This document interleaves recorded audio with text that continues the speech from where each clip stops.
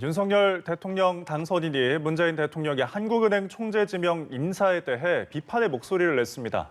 윤 당선인이 청와대 인사를 직접 비판한 것은 처음이어서 신고 권력 간 갈등이 더 고조될 것으로 보입니다. 인수위 사무실에 나가 있는 취재기자 연결합니다. 김수강 기자.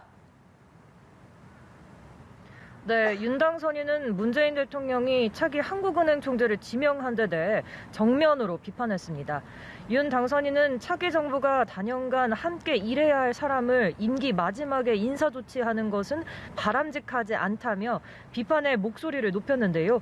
특히 부동산 매매 비율을 들어 문 대통령이 곧 집을 넘겨야 하는 상황에서 곧 들어와 살 사람의 입장을 존중한다면 집을 고치거나 하진 않는다고 했습니다. 김은혜 당선인 대변인도 입장문을 내고 새 대통령과 호흡을 맞춰 일하게 될 인사를 임명할 땐 당선인의 뜻이 존중돼야 한다고 강조했습니다. 그러면서 윤석열 정부는 차기 대통령이 결정되면 인사를 하지 않겠다고도 덧붙였습니다. 김 대변인은 당선인이 직접 판단해달라는 문 대통령의 언급에 대해 참모들이 당선인의 판단을 흐리는 것처럼 언급하신 것은 대단히 유감스럽다고도 했습니다. 윤 당선인은 이르면 다음 주 박근혜 전 대통령이 머무는 대구 사저를 찾아갈 계획도 밝혔습니다. 윤 당선인은 오늘 오전 퇴원한 박 전 대통령에 대해 건강이 회복돼서 아주 다행이라며 다음 주부터 지방을 가볼까 하는데 한번 찾아볼 계획을 갖고 있다고 말했습니다. 또 대통령 취임식과 관련해서도 원래 전직 대통령들이 오시게 돼 있지 않느냐며 박 전 대통령을 초청할 의사를 밝혔습니다.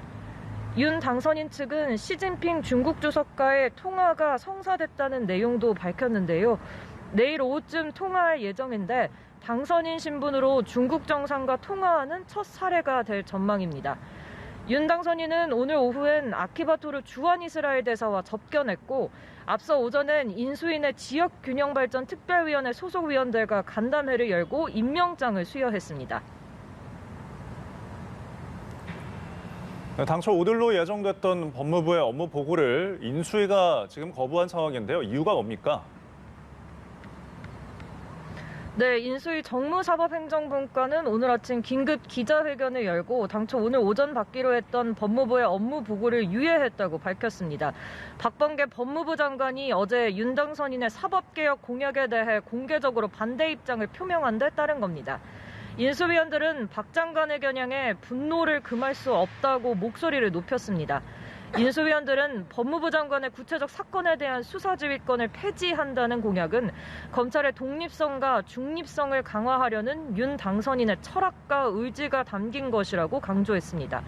다만 윤 당선인 공약에 찬성하는 대검찰청 업무보고는 오늘 예정대로 진행됐는데요.